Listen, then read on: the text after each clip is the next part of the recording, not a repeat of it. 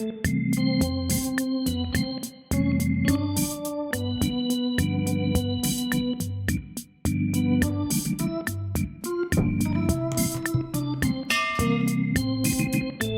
for fake questions, real answers.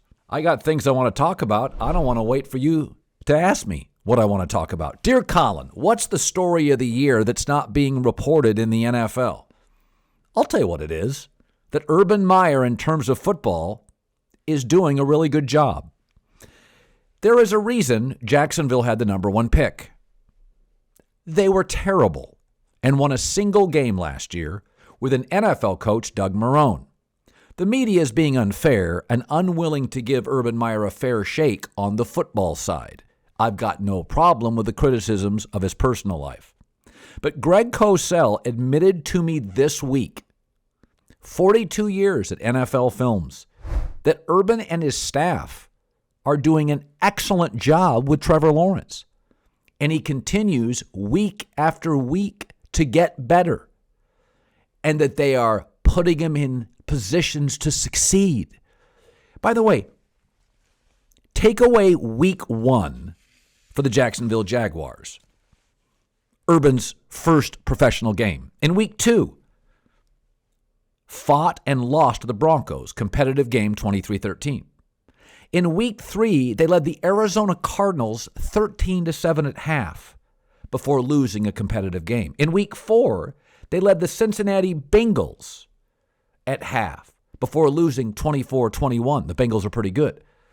And they then go to a neutral field and beat Brian Flores and the Miami Dolphins. 4 of the 6 teams they've faced are 500 or better. They're 1-1 against bad teams and gave the Arizona Cardinals one of their stiffest games so far. You don't have to like Urban. Be fair with Urban. The football part, he's actually been just fine. Dear Colin, why do you think everybody seems so hurt when you say Tua isn't a franchise quarterback? It's a good question, and you get the sense in Miami that it's very personal. Well, the league has become such a quarterback-dependent league. The entire success of your franchise revolves around the quarterback. You either are a have or a have-not. And currently in the NFL, there are 12 haves, the 12 teams with the best quarterbacks, and then 20 have-nots, and that's the Dolphins. And so it's easier to bitch about the GM and the coach because they're replaceable than it is to find a star quarterback. But by pursuing Deshaun Watson aggressively, which all the reports indicate, and by not naming him a captain, Tua's not the answer.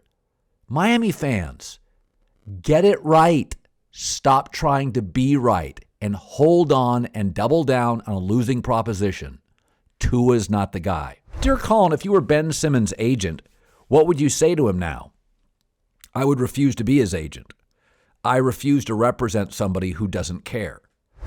I think the one thing you can't overcome as a boss with employees is indifference.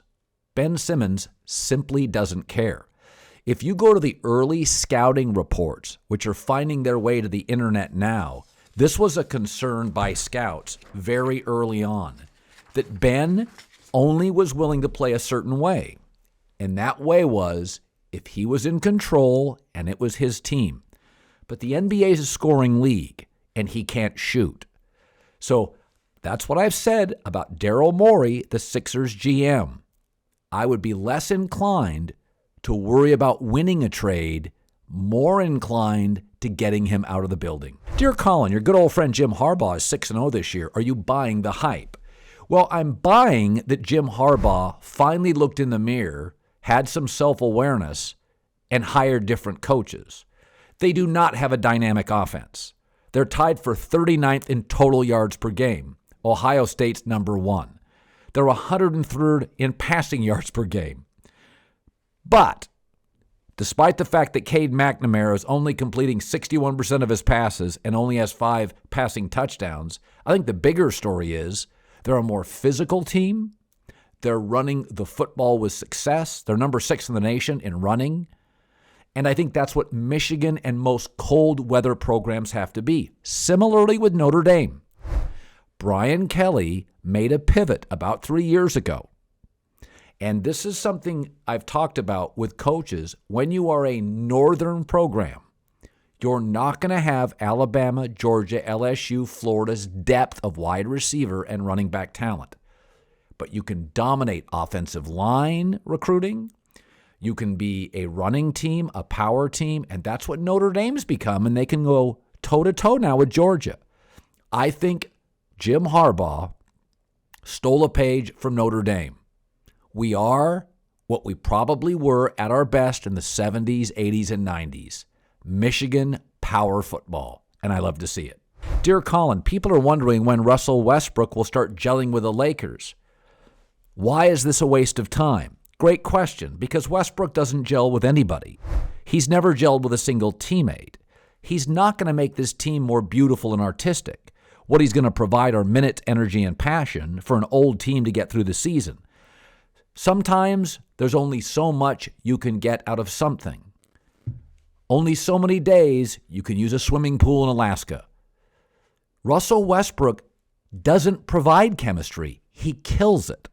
But what he provides is passion and 80 games a year of energy. And for a Laker team that is so old that even their bench is old. Usually in the NBA, the bench has an old player, an Andre Iguodala. Then it's about developing young players. The Lakers' bench is Rondo, Carmelo Anthony, and Dwight Howard. It's graybeards start to finish. So Westbrook's not going to make them click. He is going to make opponents hustle and spend energy guarding him. For that, it's a decent move.